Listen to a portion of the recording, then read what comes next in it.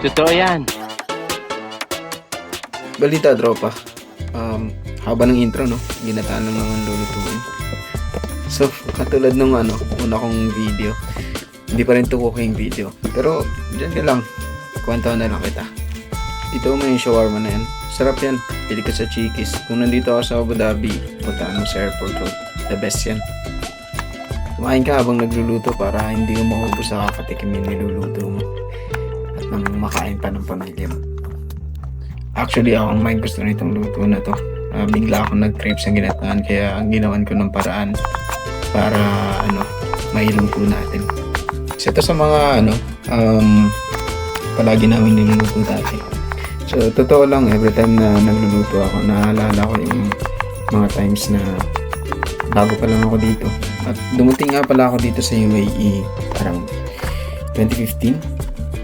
Dinala ako ng ate ko dito at binigyan ako ng opportunity para mag-abroad, maghanap ng trabaho at para makaangat-angat din sa buhay. Hindi pa naman tayo nakaangat sa buhay pero nakaka-survive, alam mo yun. Kami na nun ng misis ko, siguro mga 2 years na kami na jowa sa Pilipinas, pero iniwan ko siya, which is mahirap na desisyon kasi bago pa nga lang kami. Yung time na yun, madalas kami mag-away kasi yung time zone difference magkaiba eh. Siyempre, magkaiba, time zone difference nga eh. 4 hours ahead tayo sa Pilipinas. Yung pagka-out ko sa trabaho, masyado ng gabi. So, ang goal ko nun, dalhin siya dito para dito kami mag-away. Okay. Joke lang. Shawarma ulit. Ayun na nga, dinala ko siya dito after 9 months or 1 year. Tapos, hindi siya agad nagkatrabaho. Siguro natenga din siya ng around 9 to 10 months. So, kailangan namin pagkasyahin yung budget ko, yung sahod ko na around 30,000 pesos lang siguro at that time. 15,000 doon mapupunta sa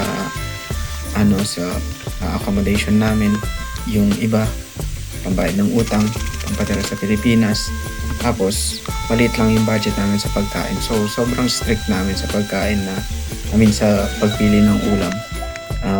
Dapat siguro yung meal plan namin siguro for 2 weeks or 1 week.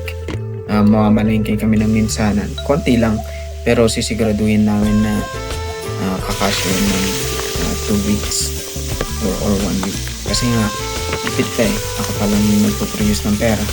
So, dahil natuto talaga akong magtipid. At hanggang ngayon, nadala namin yung practice na yan.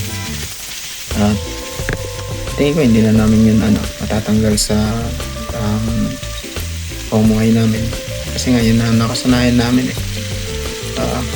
Nagbago siguro ng konti yung lifestyle namin nung nagkaanak na kami at yung pamilya namin nandito at binubuhay namin sila dito. Kasi kailangan mo talaga ng mas malaking budget. Saan ka kukuha nun? So, kailangan mo talagang magtipid. So, kahit na malaki ang sahod mo, pero kung marami ka namang pinapakain or marami ka namang sinusuportahan, lalo na kung nasa ibang bansa ka, sakto pa rin. Siguro iniisip nyo mas mura yung mga bilihin dito. Siguro yung iba lang. Pero kapag kinonvert mo yung mga presyo ng mga bilihin dito, tapos ikukumpara mo sa Pinas, halos parehas lang din eh. Medyo mabilisan lang talaga siguro yung inflation sa Pilipinas pagdating sa mga pagkain, gulay, prutas, petroleum. Siguro dito talaga mura yung petroleum. May time pa nga na mas mahal yung tubig dito, yung bottled water kaysa sa petroleum, sa gas. Kaya kasi nasa Middle East tayo eh. Naalala ko pa nga dati, gusto namin kumain sa labas pero wala kaming pera, so nagluto ako ng adobo, nagsaing, tapos kumain kami sa park. Ganun lang. Dati pa man wala na talaga kaming shortage sa toyo. Yun lang mga tropa, magluto ka kung gusto mong makatipid.